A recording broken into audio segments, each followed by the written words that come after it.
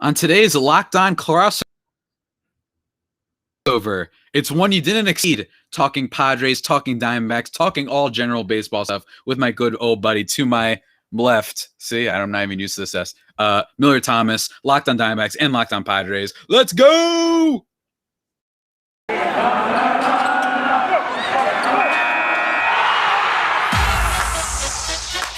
You are Locked On Padres, your daily San Diego Padres podcast. Part of the Locked On Podcast Network, your team every day.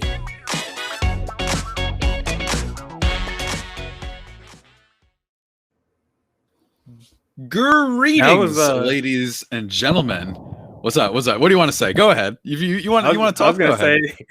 I was gonna say that was a pretty sick intro. I was like, it was pretty cool, right? Yeah. It's pretty great, man. It's pretty great. Millard Thomas making his debut on the old YouTube. His YouTube channel not up yet, so I'm getting in there. I'm kind of a front runner. You know what I mean? Like I'm getting in there before the wave of Locked On Diamondbacks starts hitting.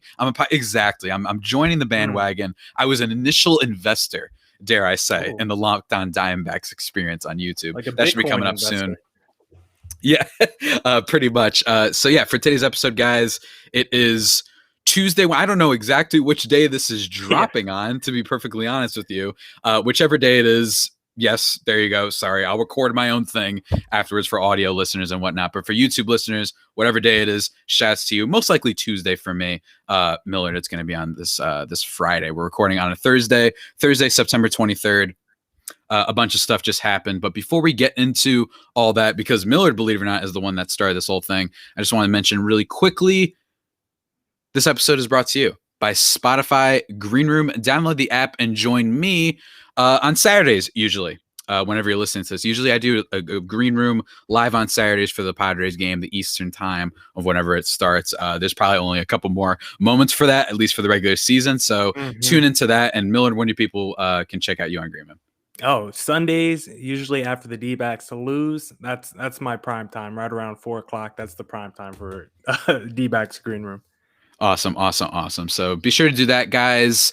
Spotify Green Room, changing the way we talk sports. Follow both of us on there. But believe it or not, I am not technically the host today. I mentioned this at the beginning. Millard is actually the one who invited me on to talk stuff. He said he has a lot of questions for me. So I'm ready to just shoot it, to be perfectly honest with you. Both of our teams are kind of out of it in their own respective ways, but I'm ready for it. It's always a good time talking to you. Even if we devolve into Ratchet and Clank and anime stuff, I always have a lot of fun. Javi, the confidence. What do you mean you're already out of it? You still got a week and a half left? There's like 10, 11 games. I believe they're at a 0.8% chance to make the playoffs, something like that. Really? Oh, I'm actually according to Baseball Reference. Oh, Javi, I'm looking at the wild card standings right now. I actually didn't even realize you guys were 6 games back. I thought you guys were only only 2 games back. That's why I want to talk. I was like, oh, you guys are still right in the mix. I was like, that's the funniest part about the Padres is most people, they know it's not going well. They don't know how bad it's going. You know what I mean? They're like, oh, you're on DEFCON 2, right? It's like, no, we're on DEFCON 7. Like, that's how bad it's been for the last basically 2 months of Padres baseball. It's been pretty miserable. I'm trying to check right now what exactly their chances are as of Thursday, but I can't seem to find it.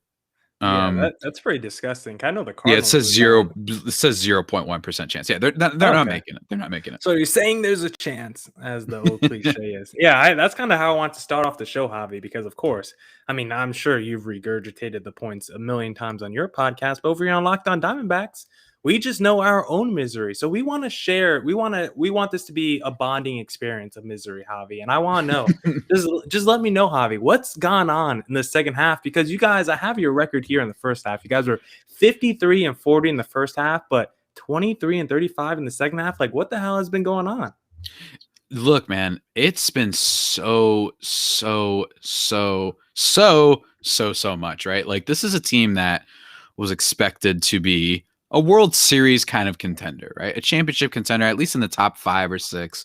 And they kind of, while they did flop around a little bit in the first half, we realized kind of quickly that, all right, this team isn't going to break the records, right? This isn't going to be the 2001 Mariners, which is fine. I don't think that was something that necessarily was a problem.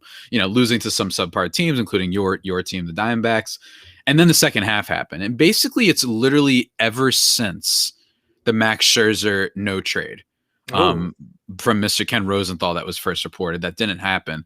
Basically, every single development related to the Padres has been bad, with the exception of maybe Blake Snell, who had an incredible August and seems like he was just totally back. Then I started talking with some friends of mine, other people on the network, about how great he's been, and then he gets hurt promptly and goes on the IL. So I do blame myself for that for sure. But in terms of the rest of the team, I mean, it's bad, dude. Even Tatis, you had the Tatis and Machado incident. I imagine that you might have a question about. Knowing you're ready to bring that up. But that thing happens. You know, they get swept by the Cardinals after winning 2 out of 3 against the Astros.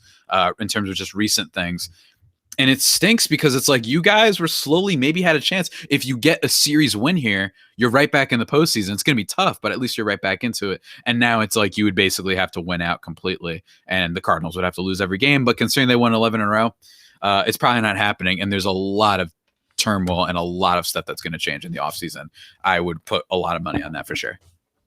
yeah. I mean, when you have the expectations the Padres had coming into the season and the collapse that they've had in the second half, I mean, when you were coming off the first half, I'm sure you were happy, you were giddy, you're like, look at the Padres are right here in the mix. We're looking like a World Series contender. I mean, how far off was this second half collapse from your mind? Like, did this thought of being? I just looked up the record. The Padres have one more win than the D-backs in the second half. Like, that's how bad it's been. That's for your a great. team. Like, did that thought of an utter collapse ever cross your mind after the first half? I would say that it's a good question, man. I think that the biggest problem is I expected, like I said, that you realize kind of early on that this isn't like a World Series winning team, or not World Series winning team, but a world breaking team. They're not going to break any records necessarily. They're just going to be very good because they have a lot of depth and stuff. But one thing that really stood out is they, unlike say teams like, Tampa, teams like some of the other great teams in the league, they don't have as many just okay players and decent, not going to necessarily win you 8 games. They're not going to have wars of, 6.5 or whatever like Tatis, but they're not going to actively ruin your team. The Padres have a ton of those guys, whether it be Eric Hosmer, who, look, I'm telling you, you want to just do well on Padres Twitter, Millard. You want to get some retweets, just make fun of Eric Hosmer really quickly. I promise you it'll get you some likes for people. I'll give you the old retweet. People love slandering him. And then you look at guys like, Ha-Seong Kim, who is a little bit of a fan favorite, sure, but he can't hit at all. And literally when you watch him, he's a guy that even on outside pitches, he always seems to be like trying to pull it. Extreme pull hitter. I think he's around like 49, 50% or something like that on the year, which isn't good. And you can see it. You literally can see that he doesn't look ready, but it's not like they can necessarily send him down with the current contract that he has. Literally, like it's really frustrating. Then you've got Will Myers, who is just okay at best, but extremely overpaid, not a great player. Thankfully, he comes off the books at the end of next season. But you have that, and then you have the pitching. Darvish, since the sticky stuff breakdown, on top of maybe potentially some injury stuff with him, which is the only saving grace to maybe not totally slander him and say that he's just a total sticky stuff abuser and all that stuff. Maybe. I don't really know. But he had a total collapse in the second half. Ryan Weathers, when he was a starter, rookie of the year guy, basically, or at least not the rookie of the year, but like he was in that like top slate of rookies for the first half of the season. His ERA bloated to like 5.8 or something crazy like that. And he became unplayable. So the point where they have to bring up and call and sign random guys like Aaron Nola and Vince Velasquez, or not Aaron Nola, Jake Arrieta and Vince Velasquez, two guys that are just bums. Let me tell you, when it comes to pitching, Aaron Nola almost killing my fantasy team today. Thank God my opponent. I'm in the championship, by the way, for my fantasy baseball league. I'm hyped. And I know you're a betting man. It is for money, so I'm very excited about that. But there we go. Yeah. There we go. Look, it's been really, really disastrous. I would say, aside from some obvious stuff like Tatis, Machado hasn't had a world-breaking season, just a very, very good one. You know what I mean? Like maybe a 4-WAR player around that line. Still plays a good glove, plays in every game. You know what you're going to get from him. Tatis, MVP candidate, probably not going to get it. He's been good. But then Joe Musgrove and then Blake Snell's 1 month. The second half of the Padres has been disastrous, man. Absolutely disastrous. Yeah, I don't think you can understate that because I'm pulling up the game logs for some of your players in the second half. I mean, your outfield basically went in the gutter in the second half of the season. Yep. I mean, They have Grisham batting 198, 596 OPS, Pham 201, 675 OPS. Will Myers is your best outfielder at 252, 787. I thought it was funny. You were like, oh, his contract comes off the books next year. At the beginning of the year, you've been like, let's re-sign this guy, 5-year deal. Yeah. Now it's like, I'm looking ahead. When does his contract end? When can we get him off the books? It sounds like you've had a little 180 on Will Myers over there. It sounds like. All right, look, I still love Will Myers. Let me be clear. I've never liked Hosmer. And I think one of the reasons I've never liked Hosmer is because it's like, all right, guys, it's like Myers has at least some meme ability to him. You've seen my picture on Green Room, the one where he's like this.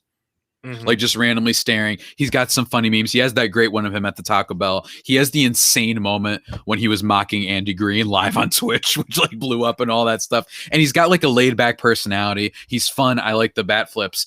I like him. He's not awful. He's not actively killing the team. Let me just say that he's definitely not great, but he hasn't been that bad this year. It's some of the advanced stats are bad because of his, hard hit rate and all that stuff and the barrel percentage. But in terms of just him as a player, pretty decent.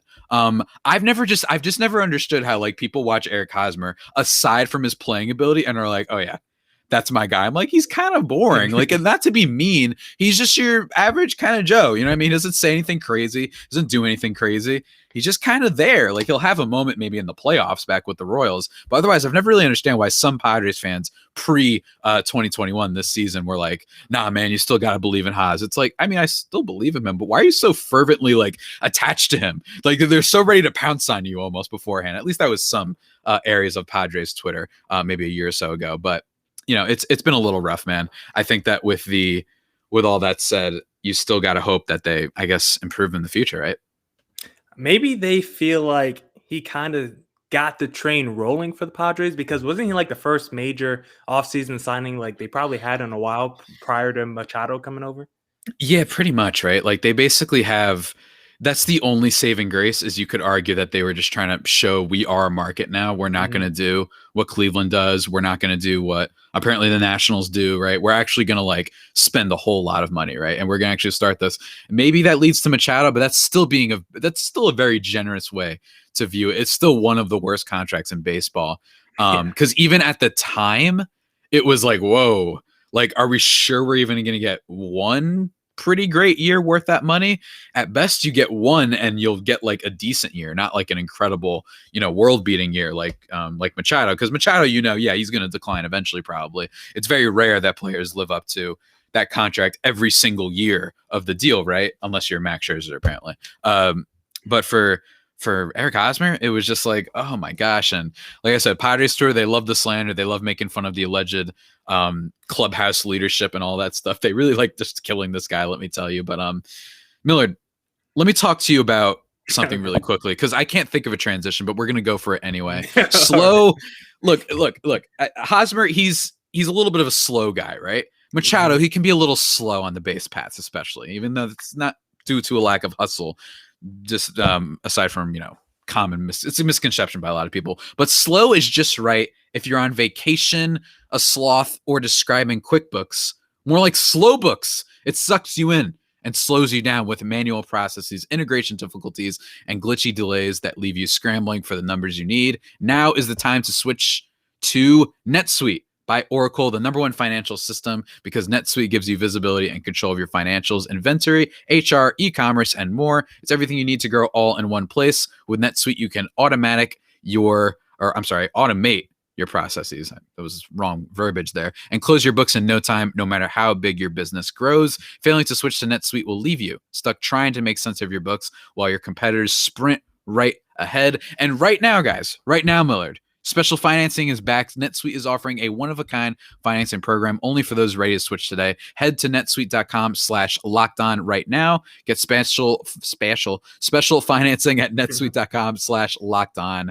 Remember to go there, guys, for sure. And also, Millard, are you familiar with the best protein bars in the galaxy?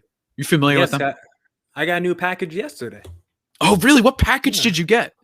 Cookie dough chunk. cookie dough chunk, guys. If you look, I mean, I've been screaming from the mountaintops for a while. We're talking about Built Bars, ladies and gentlemen, and like Millard said with the cookie chunk one, what I love about them is such a great variety of flavors. Whether it's the cookie one, whether it's strawberry, whether it's grasshopper cookie. There's a raspberry shortcake one that I love whenever it comes around.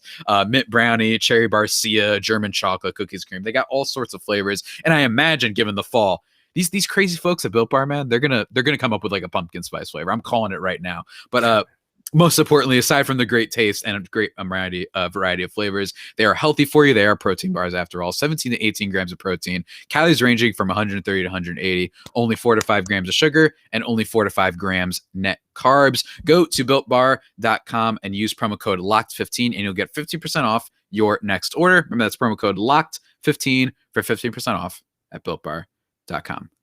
I think I did okay there. Decent, not my best transition in the world. I tried to walk it back, you know what I mean? But I think I did okay. I don't know about you, man. I do have one question. Is it builtbar.com or is it built.com? That is a great question. Is it Built Bar or Built? Have I been getting it wrong the whole time? I mean, if you typed in builtbar.com, I imagine you'd still find it, right? Yeah. If you typed it in Google, it should pop up. It is. It's built. It's built.com. Yeah, that's funny. I think it used to be builtbar.com. Who knows? Maybe, that's how long I've been hyping these things up ever since they literally had a different URL. How about that? But yeah, dude, let's continue talking. What else? What else you got for me? Yeah, you mentioned Hosmer. You mentioned how people like to slander him. My favorite Padre probably to slander right now on the podcast, because I think we've jacked him up the last 2 times we saw him, is Darvish. And you mentioned it.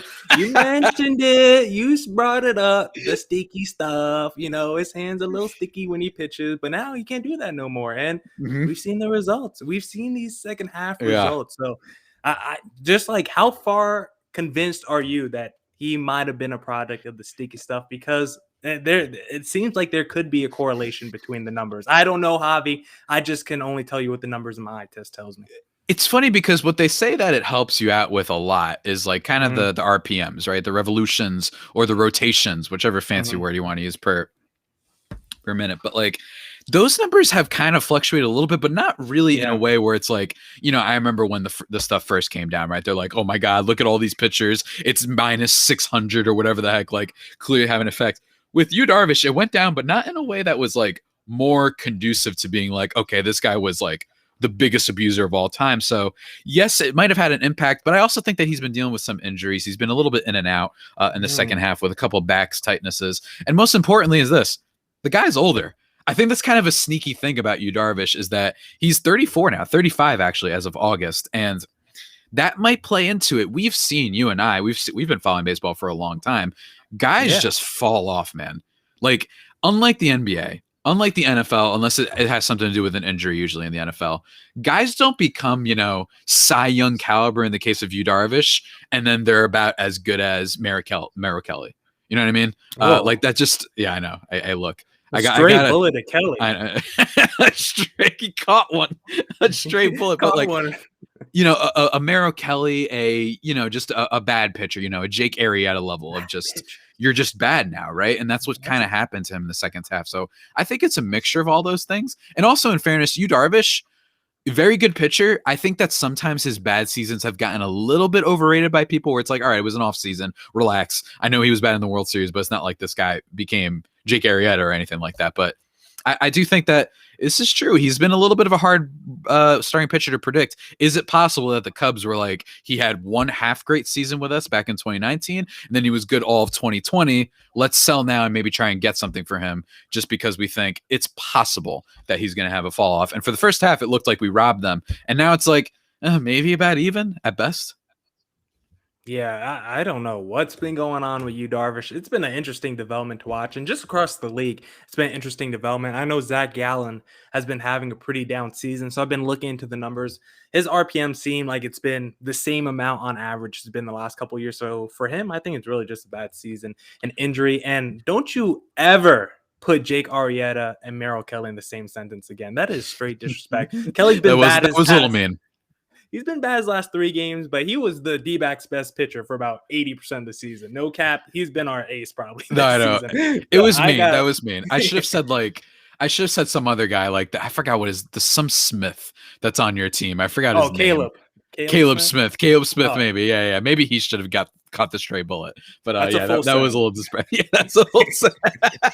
I'll endorse that one. That one to Caleb Smith is definitely accurate. So Darvish, he struggled this second half. Your outfield has struggled this second half, but the numbers of Tatis and Machado have still been pretty great. I mean, they still been putting up all-star level numbers in the second half. So at least you can't say the blame has been on them. And you did mention earlier the little shouting match that they had in the dugout, but I don't really see that as a negative. You could give me your reaction to what you saw, but I kind of like that. I mean, they're my two best players. They're obviously arguing and fighting, but this is a time of the season where my playoff chances are, potentially 100% evaporated. You said they have like a 1% chance to make the postseason. Like, I want my two best players to barking at each other at this time of the year and try and get this team motivated and back on track, because at least that shows that they care. Like, that's what you want as a fan, for the players to have as much investment in the team and the season as we do. So I'm not really upset, or I don't have any slander for you for the Machado Tatis incident, because I actually thought it was probably a good look for the Padres.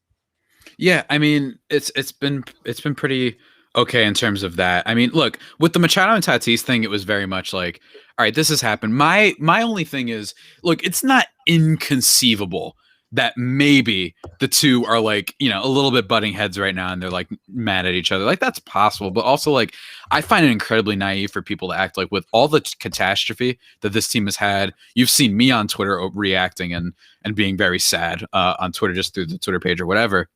But like, they've definitely had some clubhouse blowups. It's just that this one, Machado just lost it in the moment along with Tatis, and they couldn't bother waiting until the end of the game. You know what I'm saying? Like, they couldn't wait. He just couldn't take this for much longer. I think Machado made some, what it was about, potentially what it seems like it was about, thought it was fine. If there's anyone that's allowed to kind of, voice their concerns and really kind of get in the face of the star player, it's Manny Machado. And some people say, oh, that's really hypocritical of him. He was this way back in the day. It's like, all right, cool. And back in the day, I used to think it was smart to just not do my homework. All right, cool. Like, we all evolve and whatnot. You know what I'm saying? So, like, I don't think that that's totally fair. And by the way, Machado's been pretty clean for a while now. He hasn't really done anything. Like, he's been a perfectly fine player. But yeah, I guess, and maybe that's why. Maybe he's like, look, I don't want you to do kind of the same mistakes I did. Bottom line, I'm not in the clubhouse, so I think everyone should relax. But it's a great microcosm for the second half of the Padres for sure.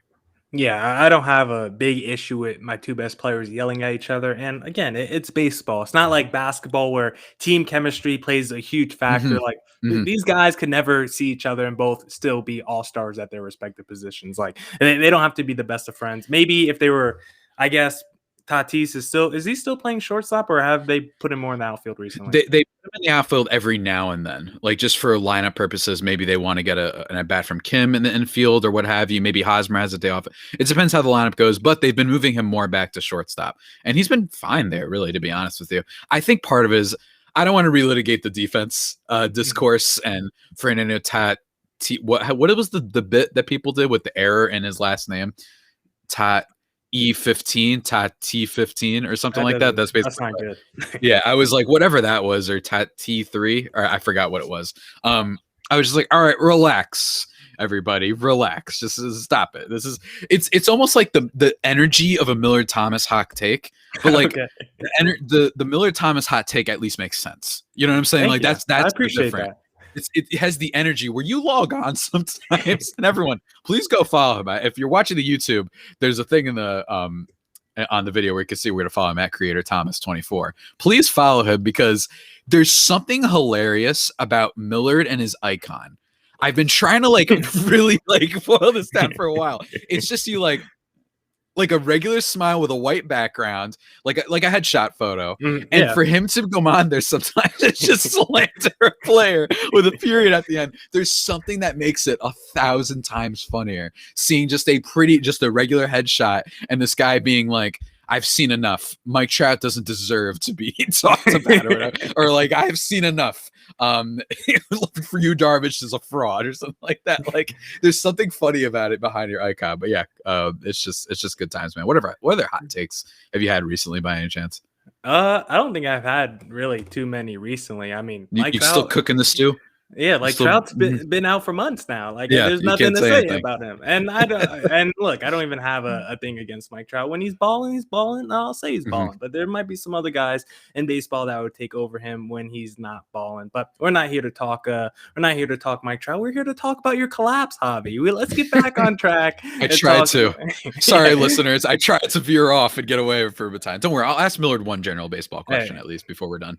Yeah, and if Mike Trout was playing right now, you could definitely bet on me having a hot take with Mike Trout. For a second there, I thought we had a bet online ad. I was going to transition into that, and then I double checked the sheet. We don't have a bet online ad for tomorrow, so I just scrapped I think we do, if I'm not mistaken.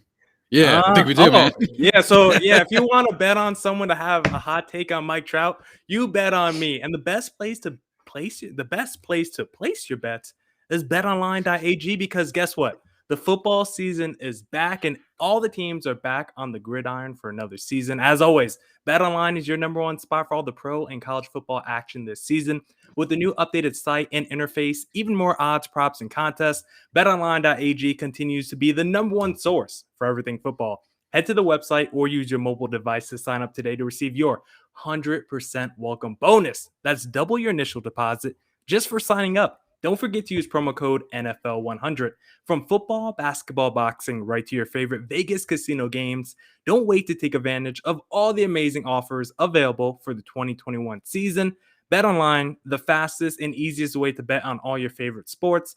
BetOnline, your online sportsbook experts. And Javi, that's not the only one we got today, because I want to tell you about something, Javi, because today I want to tell you about a simple way to get all the entertainment you love without the hassle. DirecTV Stream brings your live TV and on-demand favorites together like never before, which means you can watch your favorite sports, movies, and shows all in one place. And the best part, there's no annual contract. So stop waiting and get your TV together with DirecTV Stream. You can learn more at directv.com. That's directv.com. Oh, yeah. Love the little dance. Oh, yeah. DirecTV. Get my package. Let's go. All right. Maybe they can let you watch Rick and Morty. I see your poster behind there. Yeah, I'm going to, when he moved to YouTube, I'm probably going to have to put some more sporty things behind me. I love Rick and Morty, but I want to make it a little bit more sports centric, make it a little bit more professional. Do what you got to do, man. You do what you got to do. But yeah, man, keep peppering me with these Padres questions, I guess, because it's all fair game, because I've talked a bit of smack before. We've had our crossovers in the past. So, hey, and I'm not going to be that person who's like, oh yeah, well, look at your team. No, like, please slander my team. I think Padres fans would say the same thing. Like, just slander us. Be creative about it. Don't just say Padres stink. Be like really fun about it. And I think that's what we're in the business of, is having fun sometimes. I'm hoping this could be like a therapeutic session for you, Javi, just to let out those demons. You've been maybe building up some anxiety with the team, maybe just some issues that have been troubling you for the past few months. All the investments you've had in this team from the start of the season. They roped you in. That first half, they looked amazing. Then they're going to do this. I grew up a Red Sox fan. I've experienced the collapse firsthand. I think it was 2011. I don't even remember the year, because I just completely erased that epic collapse that the Red Sox had years ago from my memory. So I know what you're feeling from a fan standpoint, but the D-backs are also fighting for the number one pick. Don't forget. So we know misery this season. Absolutely. I think I would rather be in your spot and know what it feels like to go through a collapse, as opposed to being out 50 games into the season. But yeah, I mean, that's such a great point, though, right? Like, at least, we're being melodramatic as Padres fans, but there's still stuff to, I guess, be excited about, right? Like, you still have the most exciting player in baseball on your team. You still have Manny Machado.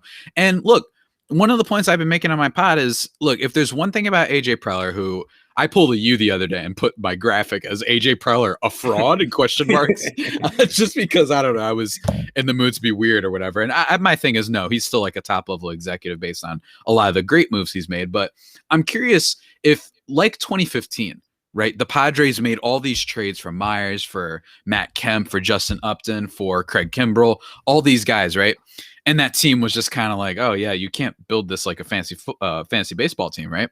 And it didn't work. So then he reset very well, including the famous James Shields trade, right? So he's shown the ability to be able to hard reset when things aren't going right, right? So I'm wondering Is this offseason that possible? Will he retool the farm system? Will he give up whatever it takes to get Eric Hosmer off the team, which personally I suspect is going to happen. I think that after your name is in trade rumors like that, the way the whole thing was kind of breaking down around the deadline, it just feels like at this point it has to be best for both parties if they depart, because a player doesn't want to stay with a team that the GM is actively trying to trade him away from, and the GM doesn't want him. So it's kind of like a little bit of a dicey thing. So I would say it's more likely than not that Eric Hosmer gets dealt this offseason. To who, I don't know, and for what, Lord, I have no idea, right? Like that's going to be like a whole another can of worms. But I'm also wondering, Millard, to stave off, just because this is the YouTube version of the show that people are going to see on my YouTube channel, before we get more into Padres stuff, I want to ask you a question I've been asking everybody lately, which is teams that are out of contention right now. Right, like everyone's, the Diamondbacks been out of contention for a minute, for a very long time. They had that one. No, it was the Orioles. The Orioles are the ones that had like the 18-game losing streak, I think, right? We had the longest road losing streak in MLB That's history. right. Orioles had the just in general losing streak. Yeah. You guys had the longest road. Okay, so you guys had that. That was historic. I remember you tweeting about it, like hoping for history practically. You were just like, screw it. Let's see what happens. At least it'll make for a fun pod. I'm wondering, though, what are you rooting for in the playoffs? Because at this point, I think it's fair. I don't think anyone's going to get mad at me saying Padres are out of it probably too. Diamondbacks we know are. I'm wondering, who is the team that you're kind of going to be following or you're interested in for the postseason as someone who covers a team that really isn't relevant for it? Yeah, that's easy for me because I didn't actually grow up a D-backs fan. Shocking news to some people who might listen to the pod, or maybe not. They're like, this guy doesn't know any history about the team. But I didn't grow up a D-backs fan. Growing up in New Jersey, you would have thought I grew up a Yankees fan, but I actually hated the Yankees. I grew up a Red Sox fan. So I'm going to be watching the Red Sox a lot in the postseason. I'm going to hope they crush the Yankees. I'm hoping well, I actually don't hope. I don't even want the Yankees to make the playoffs. So I don't want to see them in a wild card team. I would rather see the Blue Jays. And because if the Blue Jays do beat the Red Sox in a wild card team or in a wild card game, that would be a lot more manageable to take in than if Yankees beat the Red Sox in a wild card game. That would just be devastating to the soul. So the Red Sox are definitely the team I'm going to be watching in the postseason. I want to see Chris Sale. I love a lot of their offensive players from JD, Verdugo. Devers is like one of my favorite players in baseball, Bogarts too. So the Red Sox are definitely the team I'm going to be watching in the postseason. And how about you? I guess you've had some time to think now about what team you want to watch. Yeah, man. I mean, of course I want the Red Sox to lose, as always. I, of course, want them to lose. So I disagree with you there. And look, the cliche answer, which I talked about, or at least I'm going to be talking about in my episode, the cliche answer for Padres fans is to be like, anyone who plays the Dodgers, that's who I'm rooting for. Okay, so obviously that's one for me, right? Like, for sure, 100%. I would love nothing more than 40-year-old Wainwright to beat, like a game where Max Scherzer does well, but they pitch each other perfectly, and then your boy Clayton Kershaw comes in. There it is. That's my hot take. Kershaw back to being a scrub in the postseason, baby. So maybe he comes in, gives up the run, and this legendary Dodgers team goes down the hole. I won't be like mean about it because the Dodgers fans will probably murder me on Twitter if the Padres guy starts getting, well, you didn't even make the put. I know. I'm gonna just be like, just enjoying it from afar. It's one of those things where I won't even have to say anything. You know, when like you win so well, you genuinely don't have to say anything. That would be what happens for me if the Dodgers get bounced potentially in a wild card game. So that'd be fun. But my team is the White Sox, man. I think the White Sox are just the most swagtastic team in baseball. I think that Tim Anderson rules on a variety of levels, aside from just his abilities as a player. Luis Robert, Grandal, and honestly, there's kind of a chaoticness to Tony La Russa this year that maybe it's been okay for them. I mean, maybe he's turned some people around. I still don't think he deserved the job in the first place. I think there's a bunch of reasons why he didn't. I think he's a bit of a jerk, especially, but he is a Hall of Fame guy. So at least, you look at other teams in the league. Here's what I will say about Tony La Russa. As someone who's on the East Coast all the time and has a bunch of Yankee games on and Mets games on, at least Tony La Russa is interesting. You know what I mean? Like, at least he's kind of interesting to see. Just as, we're both fans of stories. I never know if that guy's going to get on a podium and just say something crazy. Like, we just don't know. So it's kind of entertaining from that perspective. While Aaron Boone's like, guys battled out there. Hey, my manager, Jay Singler, who I think might get fired, I don't have an opinion on really whether or not he should. I think it's a sacrificial lamb thing, but he's just, I think my guys battled out there. You know what I mean? I think they battled, and I think they went after it, and unfortunately it didn't break down for us today, but you got to get back to it tomorrow and continue to battle. That's what it's all about. I swear it's the same thing like every game when they went like 0 for 15 and struck out 10 times for like the 8th game in a row, right? Like, it's just saying the same thing. So that it can be rough, but I just think the White Sox, man, so many fun players on that team, guys I like, personalities that I love and adore, and a genuine kind of top to bottom complete team. You know what I mean? They've got the triple relievers of death with Craig Kimbrell, Liam Hendricks, Michael Kopech. They've got those guys. You've got Tim Anderson. You got Machado, who's I actually think is an underrated player now at this point of his career, just because he doesn't hit 50 bombs a year. I think he's solid, very solid player on this team. You got Luis Robert. You got Yasmani Grandal. You got Giolito. You got all these. There's just so many different players on the team that are just, it's easy to root for, and they haven't been good for a while. So I'm kind of happy that it's worked out for them really well, especially because they gave us Tatis. So I'm of course going to be rooting. I wish them nothing but the best. You know what I mean? I wish the White Sox nothing but the best, man. No, I probably agree. I mean, if the Red Sox did make the postseason, they're probably my AL team to watch the most, because I do love the White Sox as well. I mean, they gave the Red Sox Chris Sale, which was a pretty big move for them. He's their ace now, so that definitely helped them out a lot. Jose Abreu has been on my fantasy team the whole season, just like you, Javi. I am also in the fantasy championship for my baseball league. Yes, sir. I'm down a little bit. Winners right here. Yeah. We're talking a couple, potential champions, gotta wait for the week to end. But yeah, a couple of course potential champions. But I don't have as many questions for you as I thought I did, Javi, because I honestly thought you guys were within 2 games of the wild card. So some of my questions like, which team are you scared of the most to take your spot? But I guess I'll just reframe the question. Since the Padres are big, what? I was just wondering, just because, we might want to split this up. You know what I'm saying? So would you mind, Millard? I'm just going to let everybody behind the curtain. Part of this is going on YouTube. I'm wondering, Millard, since you want to use part 2 of this for your podcast, you want to cut it there, start the wind down for now, and then we continue the questions. What do you think, bud? Oh yeah, that works. All right, that works. All right. So before we wind this part 1 extravaganza of a podcast down, guys, let me just quickly tell you about some more betting stuff. Whether you're betting on Millard to win his fantasy baseball championship, or myself, or the Padres, or the D-backs to get the number 1 pick, whatever, it doesn't have to be a total guessing game. If you listen to the new Locked On Bets podcast, hosted by your boy Q and handicapping expert Lee Sterling, get daily picks, blowout specials, wrong team favorite picks, and Lee Sterling's lock of the day. Follow the Locked On Bets podcast, brought to you by betonline.ag, wherever you get your podcasts, guys. But speaking of our 2 respective podcasts, what, Millard, can people look for in terms of things for your podcast? Do you have any other things to plug before we wrap this part 1 down? Yeah, follow me, my personal Twitter. You can see it below right there at Creator Thomas 24 for my personal account, or just look up Locked On Diamondbacks on both Twitter and Instagram for the podcast handle. I'm going to try to hit up most of the NL hosts who are making the postseason, try to do a little playoff preview on their teams. Javi, I thought this was going to be a potential playoff preview until I looked at the wild card standings. I was genuinely shocked about 30 minutes ago when I saw you guys were 6 games back. I really thought it was only like 2.5. So I'm sorry, buddy, and I'm sending my condolences to you and your team. Hey, it happens, man. It happens. People can look forward to all sorts of things on this podcast. Me being sad, working on a top 10 most tragic moments of the Padres written article for justbaseball.com, which I contribute to quite a lot. People should check that out. I'm going to be talking about that on the pod at some point. Going to be talking about the offseason, and of course, talking some playoff stuff. I think it'll be fun to actually just, from a Padres fan perspective, looking at this, because I forgot to mention before when we were talking about playoff teams, I didn't grow up a Padres fan either. People probably longtime listeners know this, but I didn't either. But no, I'm not even rooting for the Yankees. I don't really care. I think the Blue Jays are so much more fun than the Yankees right now. Hey, Yankees. Yeah.